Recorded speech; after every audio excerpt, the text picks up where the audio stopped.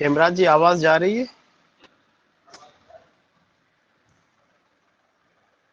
Hello, yes sir, आ रही है। ठीक है, just wait and drop message in group, some other people will also join.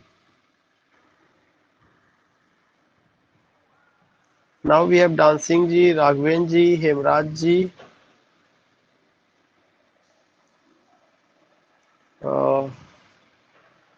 I think we should wait 1 or 2 minute. आप में से कोई एक लोग मैसेज कर दीजिए.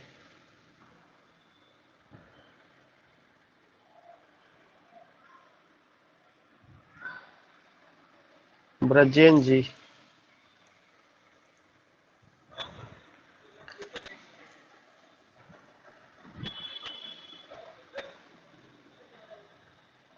या we have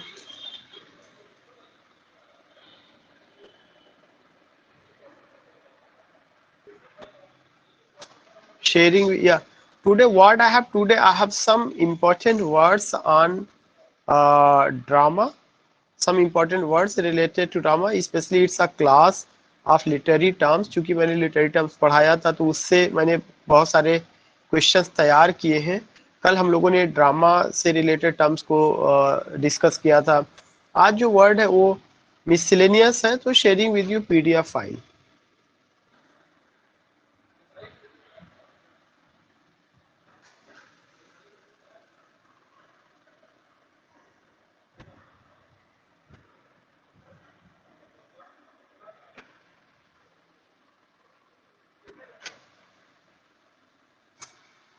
I think it's visible. If it's visible, let me know.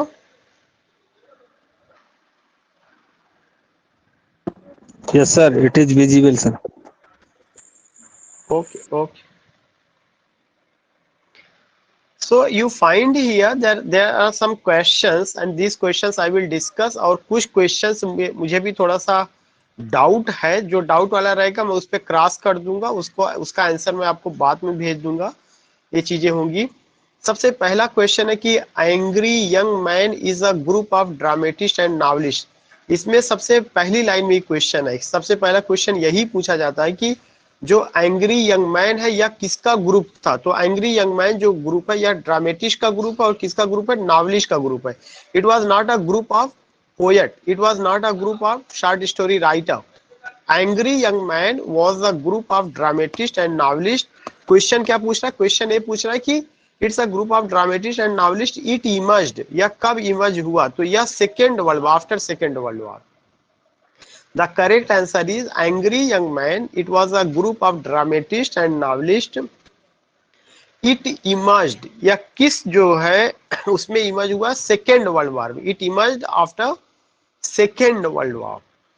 So I think you got it. और दूसरा एक चीज मैं एंग्री यंग मैन को लेके बताना चाहता हूँ कि जो एंग्री यंग मैन है इसका नाम एंग्री यंग मैन क्यों पड़ा. Why is it called angry young man. It is called angry young man because जो उसके लोग थे they were not happy with the system, they were against the system and they want to re-establish the system and these things you find there. और उसको जो है क्या होता है वहां पे उस चीज को नहीं किया जाता है. एक पॉइंट ये आपके को ध्यान में रखना है कि एंग्री यंग मैन या क्या था, यह जो है एक तरह से ग्रुप था. किसका ग्रुप था, ड्रामेटिस्ट का, नॉवेलिस्ट का. यह कब आता है, सेकेंड वर्ल्ड वॉर के बाद आता है. सेकेंड वर्ल्ड वॉर का मतलब 1945 में सेकेंड वर्ल्ड वॉर खत्म होता है, उसके बाद ये आता है.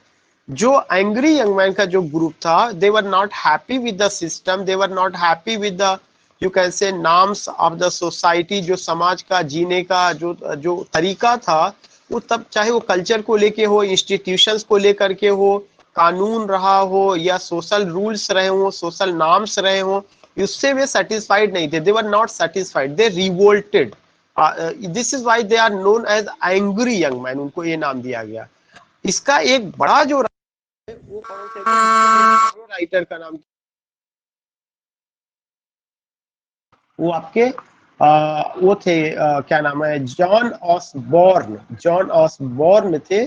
जॉन ऑसबॉर्न का एक ड्रामा है जिसका नाम है look back in anger. So I just want to tell you कि इसके जो सबसे बड़े राइटर थे, क्वेश्चन नंबर 1 का हम लोग डिस्कस कर रहे हैं, जो इसके सबसे बड़े राइटर थे John Os Osborne, OSBORNE, John Osborne. Drama का क्या नाम था? Look back in anger. ये ड्रामा आया कब था? 1956 में आया था, 1956 ईस्वी में ड्रामा आया था। तो आपको जब भी एंग्री यंग मैन की बात करेंगे, a group of dramatist and novelist they emerge after second world war. इसके एक बड़े ड्रामेटिस्ट का नाम जॉन ऑसबॉर्न था, जिन्होंने लुक बैक इन एंगर लिखा, जो 1956 में पब्लिश हुआ।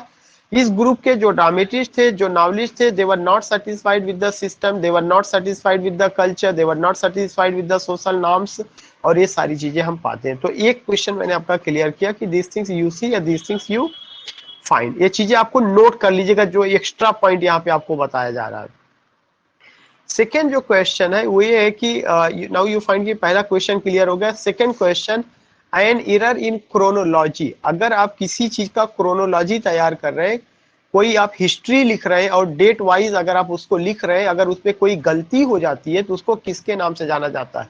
उसको एनाक्रोनिज्म के नाम से जाना जाता है। तो दो का जो आंसर बी है वो सही है, एन एरर इन क्रोनोलॉजी। अगर आप क्रोनोलॉजी किसी के तैयार कर रहे हैं, उसमें कोई गलती हो जाती है तो उसको क्या कहा जाता है? Anachronism. It means that anachronism is a word which refers to an error in chronology. अगर क्रोनोलॉजी में कोई गलती हो जाएगी तो उसको क्या कहा जाएगा? उसको एनाक्रोनिज्म कहा जाएगा। क्वेश्चन नंबर थर्ड है कि repetition of speech in a sequence of near by words is known.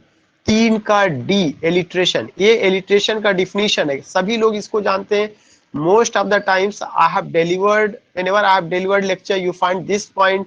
if there is a word alliteration, I explain कि alliteration is what? It's the repetition of speech in a sequence of nearby words. So you find यहाँ पे ये चीज आया हुआ है alliteration। ये बहुत इंपॉर्टेंट पॉइंट है, जिसका हिस्सा assonance and consonance you also see. So when you go with this word कि what is repetition of speech in a sequence of nearby words is known as alliteration. Question number 4 है, who coined the term affective fallacy. किन्होंने term affective fallacy को coin किया? You find here affective fallacy, it was coined by W.K. Wimsatt and Monroe C Beardsley. 4 का B. So you see here question number 4 है, और वो question number 4 क्या है? Affective fallacy, it was coined by W.K. Wimsatt and Monroe C Beardsley. So you find here, इसमें कोई दिमाग नहीं लगाना है, you have only to learn.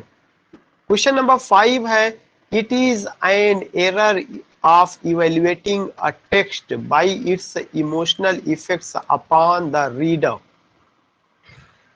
Here what do you find कि it is an error of evaluating a text. जब आप किसी जो है टेक्स्ट को इवेल्युएट करते हैं तो उसके बाद क्या होता है कि उस टेक्स्ट के इवेल्युएशन पर एक, अगर आप देखते हैं कि एक उसका इमोशनल इफेक्ट होता है, उसमें कुछ एरर आपको, और वह जो इमोशनल इफेक्ट होता है, यू सी कि इसका effect you find where, you find upon the reader. This thing is known, how this thing is known as affective fallacy. 5 का A, if anyone ask you, it is an error of evaluating a poem, evaluating a text by its emotional effect upon the reader. This is what, this is affective fallacy. Question number 6 है, which of the following is not correct. इनमें से कौन सा सही नहीं है? Negative capability John Keats की then है, क्लियर है, ये मैंने कई बार डिस्कस किया था कि निगेटिव कैपेबिलिटी का कॉन्सेप्ट जॉन कीट्स ने दिया। इसका मतलब क्या है? निगेशन और डिनाइंग ऑफ द ईगो।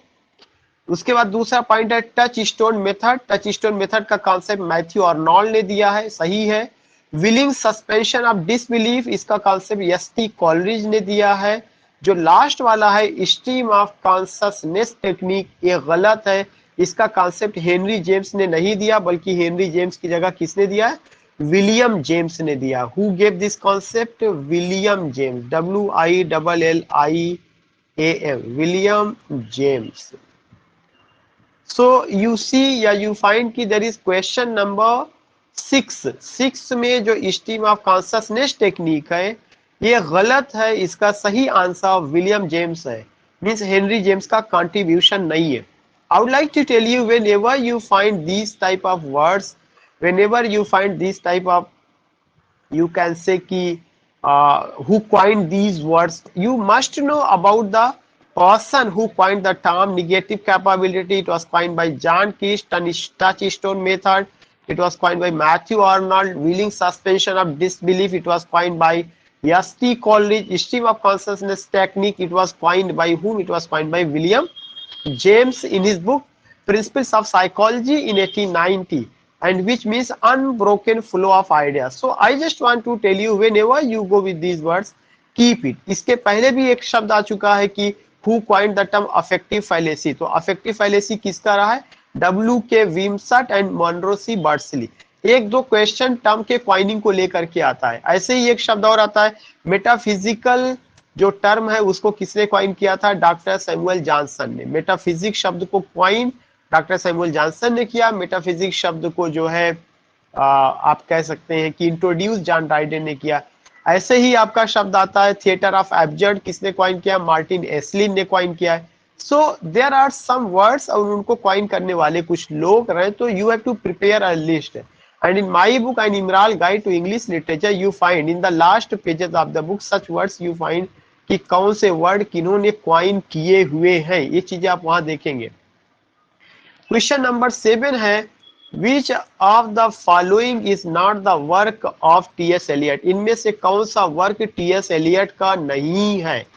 जो आंसर पूछा जा रहा है, इनमें से कौन सा वर्क टी.एस. एलियट का नहीं है?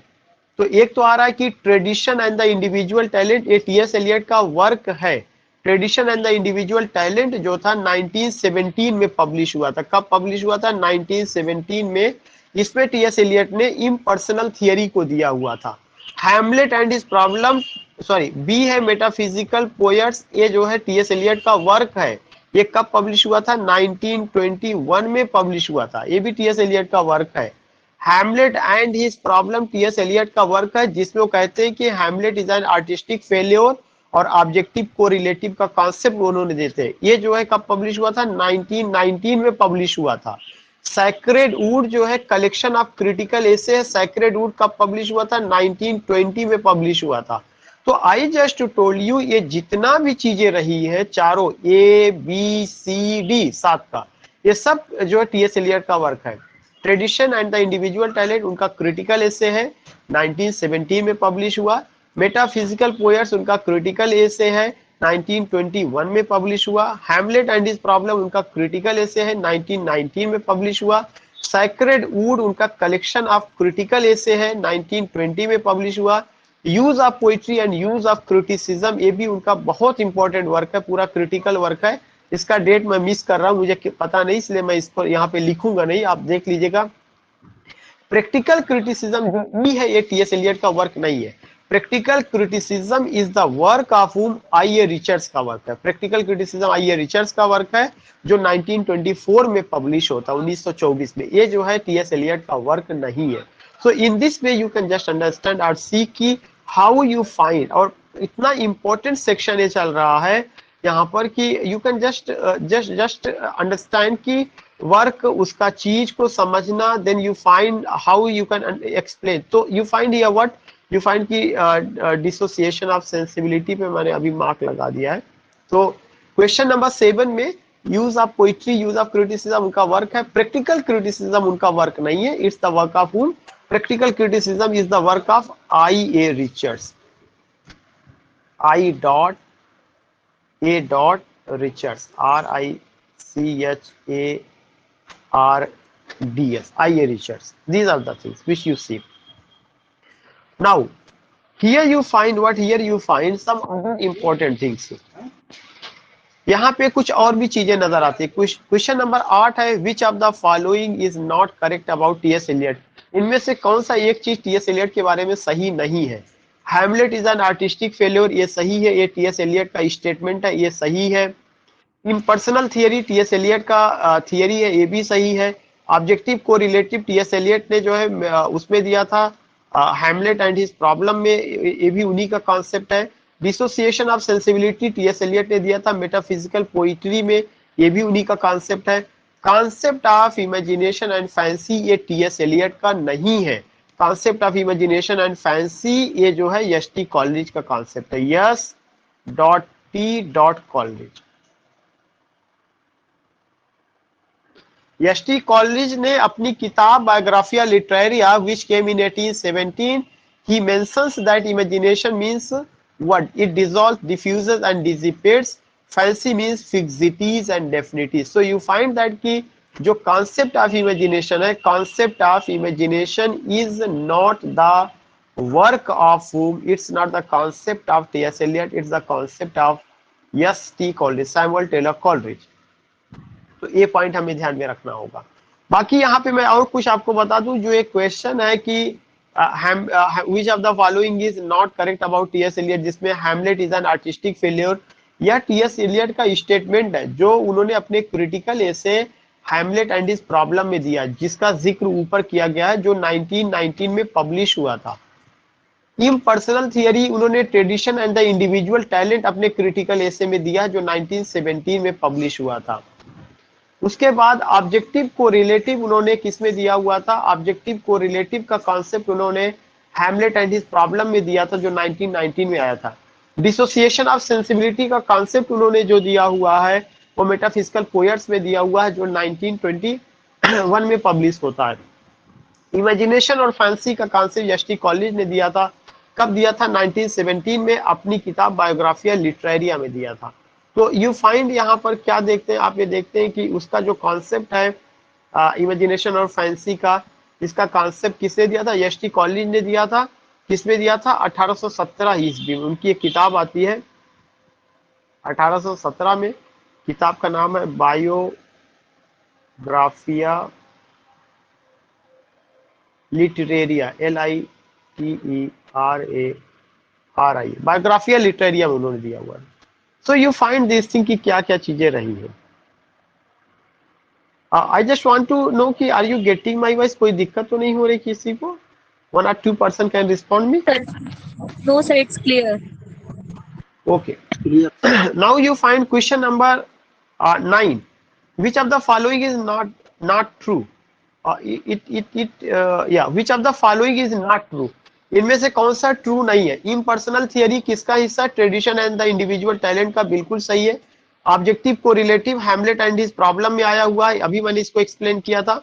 Dissociation of sensibility metaphysical poets का हिस्सा है, बिल्कुल सही है। इगोटिस्टिकल सबलाइम, ये गलत है। द सैक्रेड वुड, ये गलत है।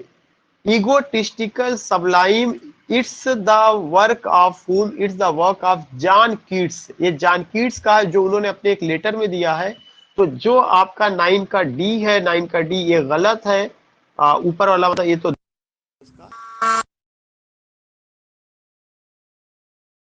आपका क्या है, वो आपका गलत है।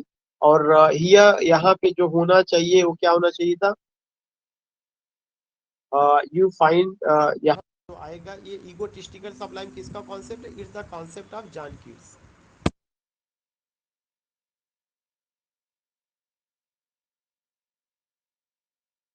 हेलो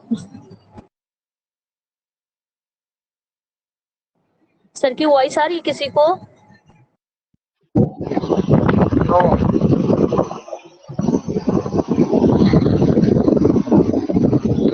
नहीं आ रही है। Are you getting my voice? Yes, sir. Right now we are getting. Hello, yes sir, can anyone respond? मेरी आवाज जा रही है? Yes, sir. Now we are Yes, sir. getting.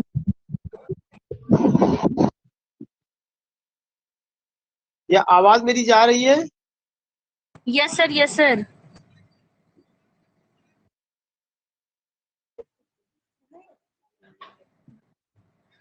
Hello, sir. या आवाज जा रही है? Yes, sir. Now we are getting. Okay, that's good. Now question number जो 10 डी है, इगोटिस्टिकल सबलाइम, वो जॉन कीट्स का कॉन्सेप्ट है। Is the concept of egotistical sublime is the concept of John, J से जॉन, के से Keats. मैं short form में लिख रहा हूँ, आप अपना नोट कर लीजिएगा। Now you find question number 10 है अ शॉर्ट पिथी इंस्ट्रक्टिव सेइंग। एक ऐसा जो शॉर्ट होगा, शॉर्ट का मतलब छोटा, पिथी का मतलब इनडायरेक्ट वे में जो बात कही जाती है, जिसमें इंस्ट्रक्शन दिया जाता हो। उसको क्या कहा जाता है? That is what, that is aphorism. A short pithy instructive saying is aphorism. अगर आपको याद होगा, ये आपका किसका कॉन्सेप्ट था? Aphorism was the concept of Francis Bacon. उनका स्टेटमेंट जो था, एफोरिस्टिक स्टाइल वो यूज करते थे। उनका सारा सारा स्टेटमेंट जो है इस तरह का होता था। तो जो 10 है, 10 का ये सही है, इसमें और दिमाग नहीं लगाना है। Aphorism is what, it's a short and pithy statement जिसमें इंस्ट्रक्शन होता है, और इस स्टेटमेंट को देने वाले या ज्यादातर यूज करने वाले जो राइटर हैं, उनका जो नाम था, क्या नाम है? Francis bacon. क्वेश्चन नंबर 11 है, a short moral story often with animal. कह रहे हैं कि कोई छोटी सी कहानी जो जो है किसके माध्यम से? एनिमल कैरेक्टर, जिसमें जिसमें एनिमल कैरेक्टर का यूज किया जाता है। That story is known as apologue, APOLOGUE। A short story, एक छोटी सी कहानी, ऑफन विद एनिमल कैरेक्टर, जिसमें जो है एनिमल कैरेक्टर का यूज किया जाता है। फॉर एग्जांपल के लिए हम लोगों ने सुना है, क्या नाम है कि जब उस लोमड़ी को अंगूर नहीं मिला तो उसने कहा कि अंगूर खट्टे हैं, ऑल दीज थिंग। या हमने जो सुनी हुई है किसकी कहानी, वी हैव हर्ड अबाउट खरगोश एंड कछुआ का, slow and steady wins the race, उसी पे एक कहानी बन गई जो है। तो what I want to say कि इस तरह का जो भी चीजें है उसको क्या कहा जाता है? एपोलॉग कहा जाता है, APOLOGUE, जिसमें एनिमल कैरेक्टर का यूज किया जाता है और वह छोटी कहानी होती है और उसपे कुछ नैतिक शिक्षा दी जाती है। The reversal of the normal order of words. कह रहे हैं कि जब normal order of words reversal होता है तब उसको क्या कहा जाता है? नॉर्मल ऑर्डर ऑफ वर्ड्स अगर रिवर्सल होगा तो that is what, that is the anti climax. 12 का B, the reversal of normal order of words. जो नॉर्मल ऑर्डर ऑफ वर्ड्स, जैसे नॉर्मल ऑर्डर वर्ड्स का मतलब क्या हो गया? एक तो असेंडिंग ऑर्डर होता है और एक डिसेंडिंग ऑर्डर। असेंडिंग का मतलब क्लाइमैक्स, 1 2 3 4 5 6 7 8, ये क्या हो रहा है? क्लाइमैक्स हो रहा है। 100, 99, 98, 97, 96, 95, 94, ये चीज क्या है? एंटी क्लाइमैक्स है।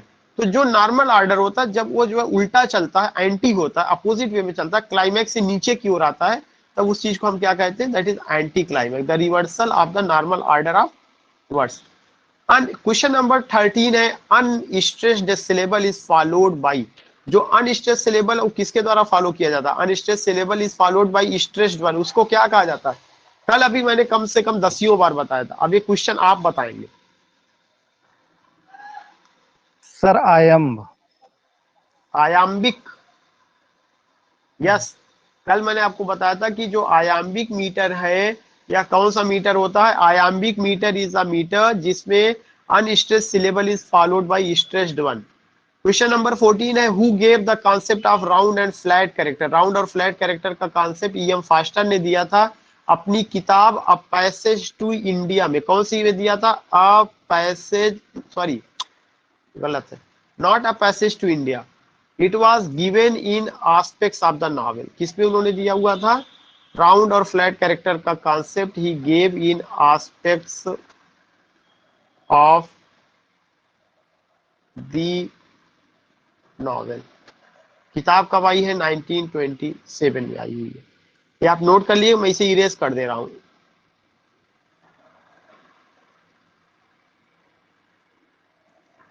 It was given by whom? It was given by E.M. Foster. United we stand, divided we fall is an example of, it's an example of antithesis। यह एक एंटीथीसिस का स्टेटमेंट है, क्योंकि दो स्टेटमेंट, दो शब्दों, दो अपोजिट शब्द का यूज नहीं किया गया, बल्कि दो अपोजिट स्टेटमेंट का यूज किया गया है। इसलिए यहाँ पर क्या आएगा? यहाँ पर एंटीथीसिस। एंटी माने अपोजिट, थीसिस माने स्टेटमेंट। जब दो अपोजिट स्टेटमेंट का यूज किया जाता है तो that is what, that is antithesis.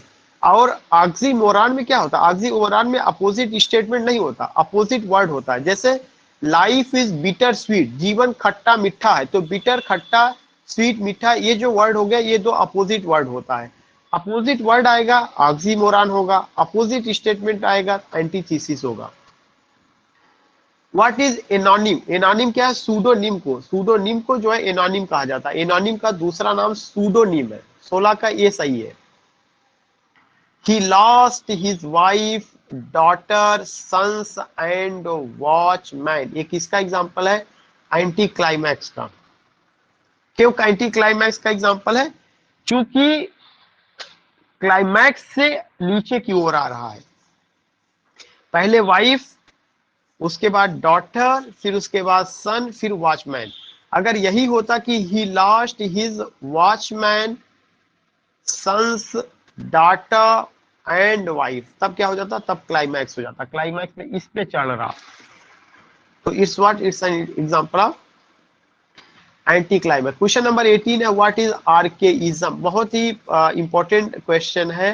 इसमें 18 का ए, आर्केइज्म ऐसा शब्द है जब हम लिटरेचर में या किसी चीज में इररिलेवेंट वर्ड का यूज करते हैं तो उसको आर्केइज्म कहा जाता है।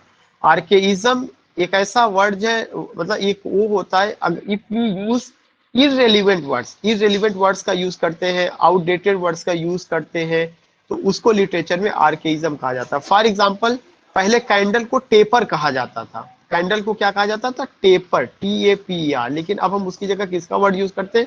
कैंडल। सो जो कैंडल की में जो हम टेपर का यूज करते थे, ये क्या है? ये आर्केइक वर्ड है, आउटडेटेड। अब ये वर्ड यूज में नहीं है। This is the archaic word. Next question है question number 19, who use the term Apollonian and Dionysian. Apollonian और डायोनीसियन किसने यूज किया हुआ है? एपोलोनियन और डायोनीसियन जो वर्ड यूज किया गया है, it was used by Nietzsche. It was used by Nietzsche, NIETZCHE, Nietzsche. C में मैंने लगाया है थोड़ा सा निशान लगाने में। It was used by Nietzsche. Question number 20 है who gave the concept of pathetic fallacy. Pathetic fallacy का कॉन्सेप्ट जॉन रस्किन ने दिया है। Who gave the concept of pathetic fallacy? John Ruskin ने। ये सारे क्वेश्चंस पूछे जा चुके हैं, बस आपको लर्न करना है कि क्या क्या चीजें। कुछ जगह ऐसी जहां पे नाम लर्न करना है, उसपे कुछ एक्सप्लेन करने की जरूरत नहीं है। Direct address to the dead, to the absent or to a personified object, that is what I think apostrophe। 21 का ये फिगर ऑफ स्पीच का हिस्सा है। एपोस्ट्रॉफ वह फिगर ऑफ स्पीच होती है जिसमें किसी पर्सन को जो कि डेड हो चुका है, absent है, या जो पर्सनिफाइड ऑब्जेक्ट के रूप में उसको एड्रेस किया जाता है। This is apostrophe figure of speech. Frailty thy name is woman. Frailty thy name is woman, इसमें किसका जो है, कौन सा फिगर ऑफ स्पीच है? Frailty thy name is woman. You find your personification.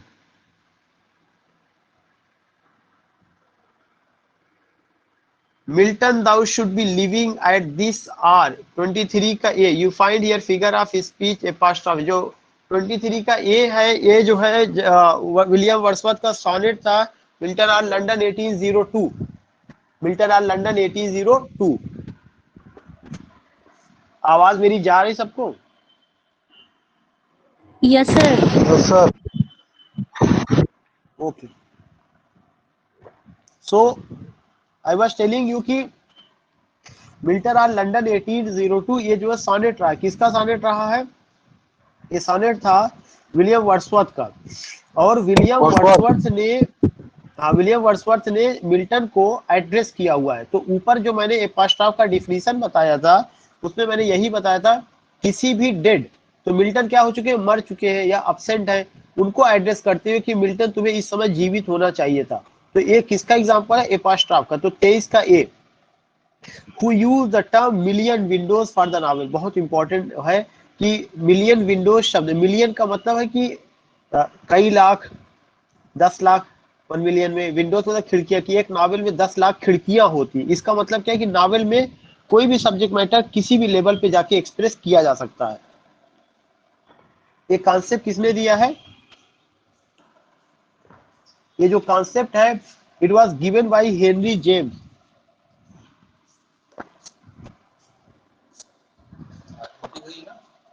सही है।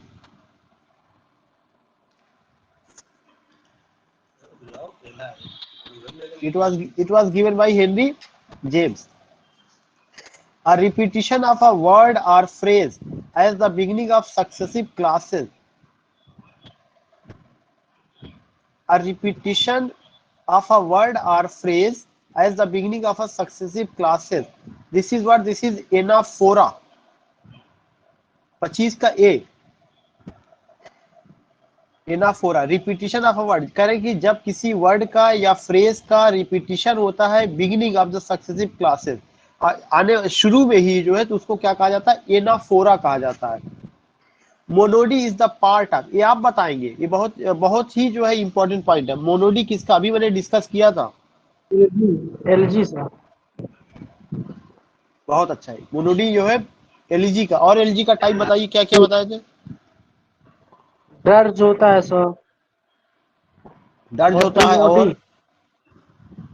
यस, और पेस्टरल एलजी, उसको कहां से भूल जाएंगे। तो मोनोडी इज व्हाट? कि ये एलजी का हिस्सा है। A poem specially of mourning spoken by one person only is कर। A poem specially of mourning, देखिए ध्यान में रखिएगा। अ पोयम, एक पोयम स्पेशली ऑफ मॉर्निंग, ये मॉर्निंग यहाँ पे विलाप करने वाला स्पेलिंग मिस्टेक हो गया है। एक ऐसी पोयम जिसमें एक आदमी विलाप करता है, उसको क्या कहा जाता है? अब आप बताइए। मोनोडी सर। यस, जब वन पर्सन की बात कही जाएगी और अगर उसमें मोनो वर्ड आता है तो मोनो का मतलब ही वन होता है। मोनो का मतलब क्या होता है? वन होता है। तो 27 का बी। तो जो क्वेश्चन 26 है वही क्वेश्चन 27 है, लेकिन उसमें पहले में ये पूछा गया मोनोडी किसका पार्ट है, किसका हिस्सा है? एलजी का हिस्सा है। और दूसरे में उसकी डिफिनीशन पूछ ली गई। तो 26 और 27 में कोई अंतर नहीं है। Which of the following is miss match, इनमें से कौन सा मिस मैच है? लिसिडास, लिसिडास एलजी है जॉन मिल्टन का। और उसके बाद एस्ट्रोफेल एलजी है स्पेंसर का। या एस्ट्रोफेल एलजी है स्पेंसर। कहीं से बैकग्राउंड से आवाज आ रही, म्यूट कर लीजिए।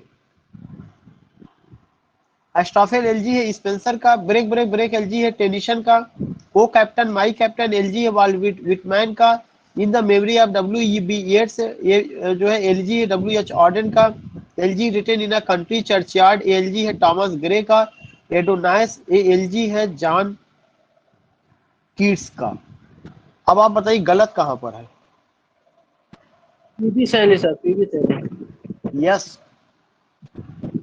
देखिए बहुत माइन्यूट डिफरेंस है, बहुत माइन्यूट डिफरेंस है। अगर आप पढ़े होंगे तो तुरंत आप, एडोनाइस जो है यह एलजी है पीबी शैली का, लेकिन किसकी मौत पर लिखा गया है? जॉन कीट्स की मौत पर लिखा गया है। तो एक तरह से जो मैंने लिस्ट बनाया है उसमें मैंने राइटर का नाम पूछा, ना कि मैंने ये पूछा कि ये किसकी मौत पर लिखा गया है। जैसे लिसिडास जो एलजी है मिल्टन का, ये एडवर्ड किंग की मौत पर लिखा गया। एस्ट्रोफेल जो एलजी है स्पेंसर का है सर फिलिप सिडनी की मौत पर लिखा गया। ब्रेक ब्रेक ब्रेक एलजी है टेनिसन का, किसकी मौत पर लिखा गया? आर्थर हेनरी हैलम की मौत पर लिखा गया। O captain my captain elegy है वाल्ट विटमैन का, अब्राहम लिंकन की मौत पर लिखा गया। In the memory of W B Yeats, W H Auden का एलजी है, किसके मौत पर लिखा गया? डब्ल्यू बी एट्स की मौत पर लिखा गया। Elegy written in a country churchyard, Thomas Gray का है, किसकी मौत पर लिखा गया? पुअर विल्जर्स की मौत पर लिखा गया। लेकिन जो एडोनाइस है it's an elegy of P B Shelley, किसकी मौत पर लिखा गया? जॉन कीट्स की मौत पर लिखा गया है। तो अगर आप जल्दबाजी करेंगे तो गलत कर देंगे, लेकिन अगर आप पढ़े होंगे, थोड़ा सा दिमाग लगाएंगे तो आपको पता चल जाएगा इसमें कौन सा गलत है।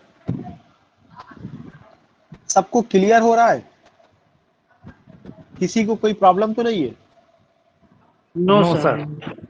No sir. Okay. Now you find question number 29. Please mute. After giving answer, please mute. Question number 29 है, which of the following is, which of the following is not, Will you please mute yourself?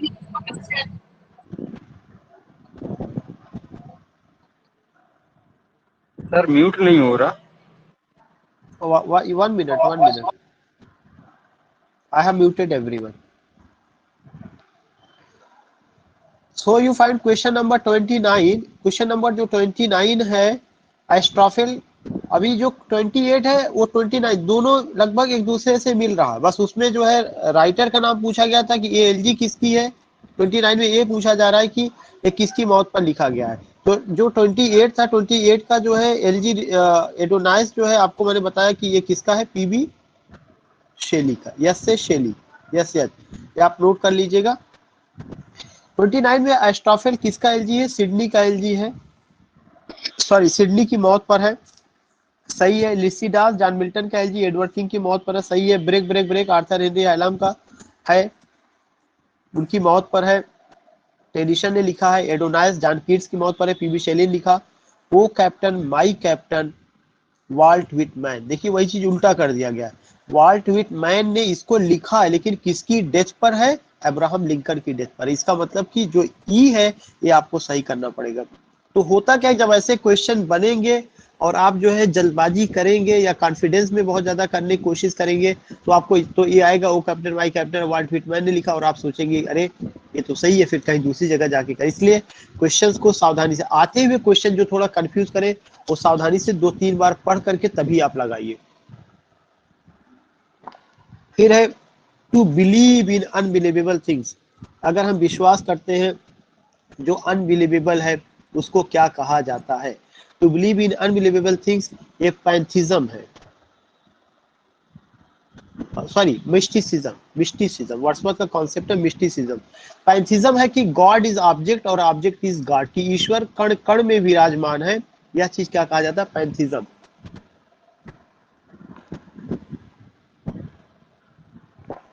उसके बाद है God is object and object is God. This is what, this is pantheism. So question number 31, God is object and object is God, pantheism. Diction means, diction का क्या मतलब होता है, diction means selection of words, 32 का A। उसके बाद word आता है कि Mythos is a Greek term. Mythos जो है यह ग्रीक टर्म है, किसके लिए आता है, mythos is a Greek term for myth, 33 का A। Two opposite words or ideas are put together. जब दो अपोजिट वर्ड्स या दो अपोजिट विचार को एक साथ रखा जाता है तो क्या कहा जाता है, oxymoron.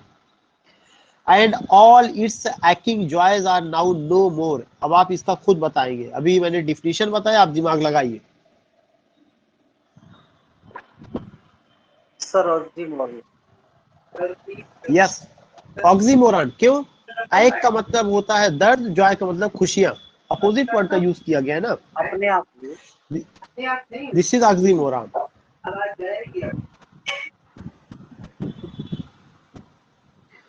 Now the next question, this is an open secret, या open secret है, ये भी आपका ऑक्सीमोरॉन। ओनोमेटोपी रिफर्स टू, ओनोमेटोपी क्या है, साउंड सजेस्ट मीनिंग, साउंड जो है जो मीनिंग को सजेस्ट करता है। ओनोमेटोपी एक फिगर ऑफ स्पीच है जो साउंड ओरिएंटेड होता है, उसमें साउंड से मीनिंग निकलता है।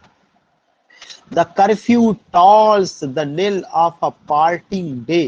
कर्फ्यू टॉल, जब वर्ड यहाँ पे टॉल्स का आता है तो अगर देखा जाए तो ध्वनि भी आ रहा है ओनोमेटोपी का, because it shows the ringing of the bell. Onomatopoeia का भी दिखा रहा है कि the curfew tolls the knell of a parting day, ये उसको दिखा रहा है। ये और थोड़ा सा क्लियर करना पड़ेगा, ओनोमेटोपी क्योंकि कर्फ्यू टॉल्स, जो वर्ड टॉल्स है, टॉल का मतलब यहाँ पे कि ringing of the bell, church की घंटी का बजना। ये थोड़ा सा मुझे डाउट है, मैं इसको क्लियर करूंगा। तो 38 में सर्किल में रख दे रहा हूँ। अ कॉम्प्लेक्स ऑफ मेल, एक ऐसा जो जिसमें कॉम्प्लेक्सिटी ऑफ मेल हो, who have a desire to possess the mother sexuality, Oedipus complex. ये जो है फ्राइड का थियरी है, इडिपस कॉम्प्लेक्स, जिसमें एक चीज दिखाता है कि son is associated with mother. J.M. Singh's Riders to the Sea is an example of one act play, 40 का ये।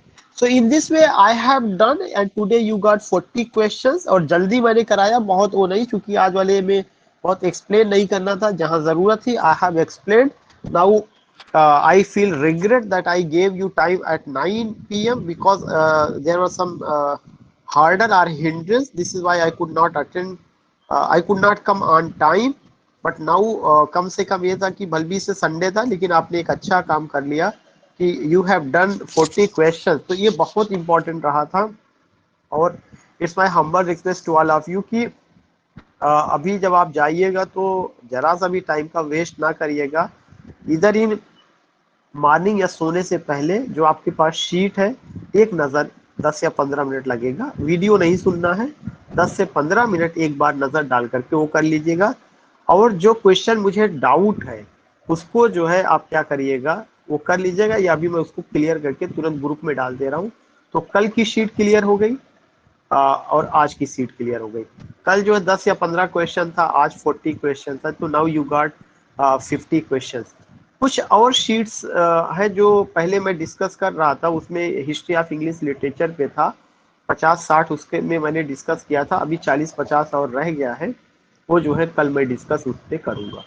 कल के बाद से जो है हम सीधे किस पर आएंगे, फिर से लिटरेरी टर्म जो हमारा छूटा हुआ था वो शुरू होगा। लेकिन जितना ये आपने किया है, अगर आप इसको सही से पढ़ लेंगे आजकल और उसके पहले की जो टेस्ट सीरीज मैंने कंडक्ट कराया है, तो इंशाल्लाह you will get near about 10 questions. 10 question आपको ये लिटरेरी टर्म और इन सब चीज़ों का आना ही आना है। अगर किसी को कुछ कहना है, कोई सजेशन हो या कुछ कहना हो तो यू कैन से। और टाइम ज़्यादा हो रहा, I think I have to conclude. जो और लोग होंगे, मैंने आपसे कहा था कि you can just inform them, they can join this class, क्योंकि it's a very nice platform. अब if I admire my own self तो ये अच्छी बात नहीं है, because I don't have the nature self boasting, but I would like to say कि those who are in your contact, if you can convince them, you have to say just attend the class. If they feel good, they can carry on, otherwise they can leave it. तो ऐसा नहीं है। और हमने तो अपनी पूरी tactics ही बदल दी है। जो लोग टेस्ट सीरीज एकदम 11th आवर में कराते थे, ये पहली बार है मेरी अपनी उसमें कि मैं जो है लेक्चर के साथ तुरंत टेस्ट सीरीज लेकर के आ रहा हूँ। इस बार कोई डिले नहीं है, क्योंकि लास्ट बार कुछ इसी तरह से जो है थोड़ा सा हुआ था, तो मैं नहीं चाहता कि कोई कमी इस बार रह जाए। ठीक, okay. If you have any suggestion you can just put in WhatsApp.